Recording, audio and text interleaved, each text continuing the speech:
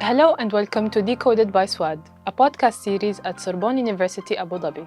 I'm your host Shamma, and today's theme is Designing Tools for Language Education. I'm joined by Thery, head of the Center for Excellence in Teaching and Learning and lecturer in French as a foreign language. So, Thery, could you briefly introduce yourself and explain to us why AI matters in your field? I work in language education, more specifically in teaching French as a foreign language. In my daily practice, the main challenge is not grammar or vocabulary, it's speaking, getting students to speak and more particularly to dare to speak.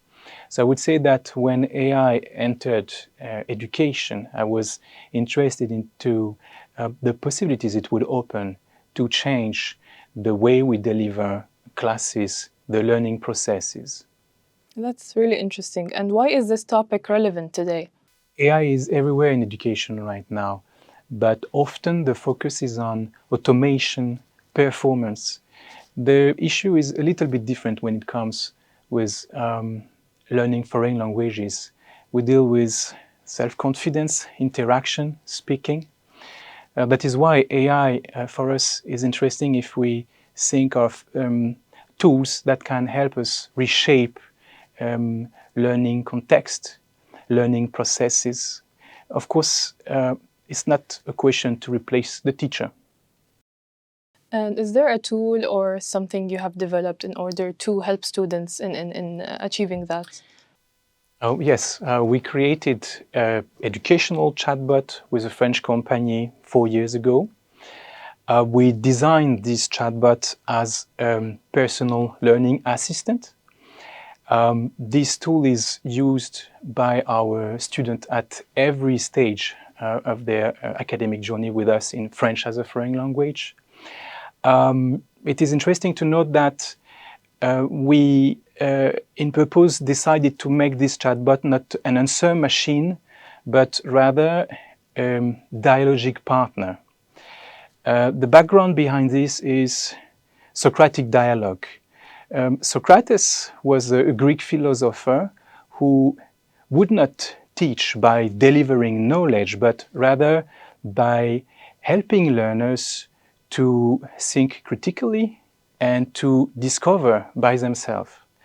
Our chatbot works the same way. It will propose a series of short guided questions to our students to help them become more aware of the language they use, to identify mistakes, and to help them reconstruct the correct answer. So this chatbot in itself is not using an AI that is here to give you the right answers. It is an AI that asks the right questions at the right moment. That's amazing. And could you give me a concrete example of that? For example, when a student makes a grammar mistake, the chatbot will not act like a red pen.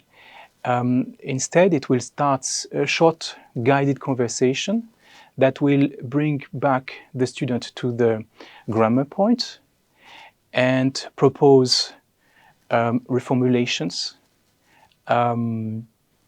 propose to reflect on the language itself. At the end, the student will not get an immediate correction of his mistake, but he will be accompanied to reconstruct the correct answer. And this is important because this helps to develop grammatical awareness, but also critical thinking and learner autonomy. That's really amazing. So this, from what I understood, this chatbot is through texting with the student and this device or this tool. Absolutely. This chatbot is proposed on mobile. We saw that as we have a generation who is always using mobiles, that proposing some educational activities on this device that they have always with them was a solution to encourage them to revise anytime. The content we propose is available everywhere, anytime. At the moment, we propose this solution in Messenger, and soon it will be also available in WhatsApp to all our students. Okay, that's really good, actually, yes, because WhatsApp is a very universally utilized tool. So this chatbot helps with the grammar, critical thinking. What about the speaking aspect? What I know is you also developed a VR tool to help students in that regard.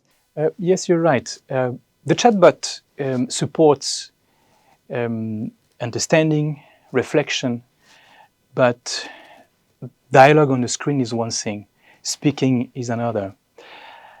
Most of our students, they know the language, they know the structure, but when it comes to speaking, they don't dare. They don't dare because they're afraid to be judged. They don't dare because it's always uncomfortable to speak in a language when you just, in a foreign language, when you just start. For that reason, VR is interesting because it offers a situation, concrete situations, real life situations where students can safely speak. VR in itself is a comfort zone to them more than the classroom. That's really amazing. So how does the VR change the learning experience for the students? Immersion changes a lot. We are here in a context where most of our students, they don't have the opportunity to practice French in their real life here in Abu Dhabi, as we live in a non-French speaking region.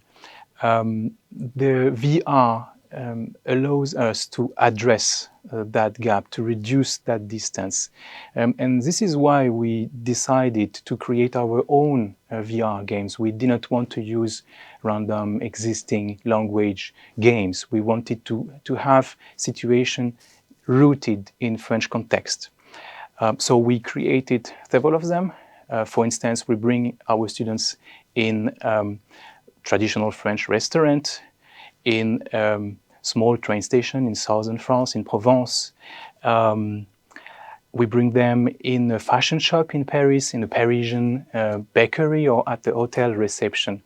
And these games, they allow them not only to speak, but also to be in a context where they interact, where they act with using the language. And this is important when you learn a foreign language, to have meaningful situations connected to real life. And so VR is a tool or a technology that has been around for so many years.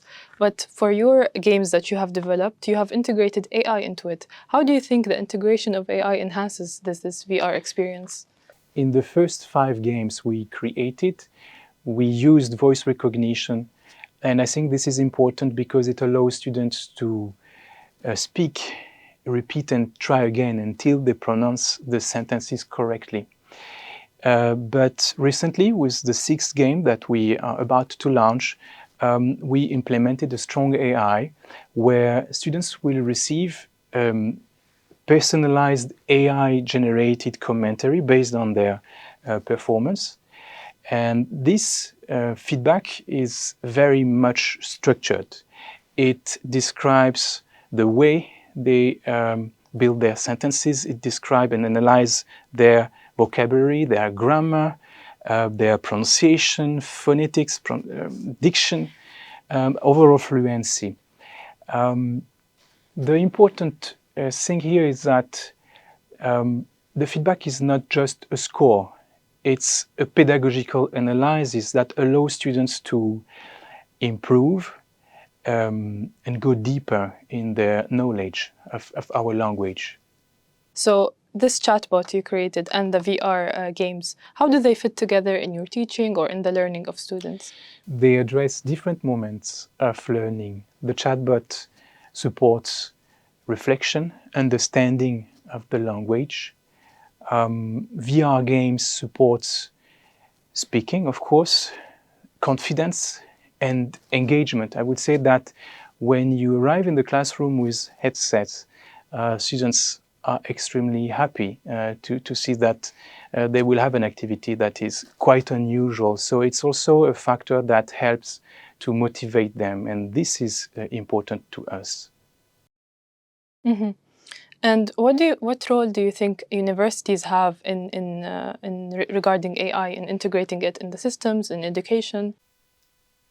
I think universities should not adopt AI because it's trendy, because we might feel it's inevitable. We should not chase technology, but rather adapt it to our context and learning objectives. But that being said, I think that it's very important for us teachers to have a space to test, design these tools, and also observe what it makes to learning. I think that beyond the AI hype, universities must also slow down, question, and frame these tools critically. This means asking pedagogical questions before technical ones. What kind of learning does this tool support?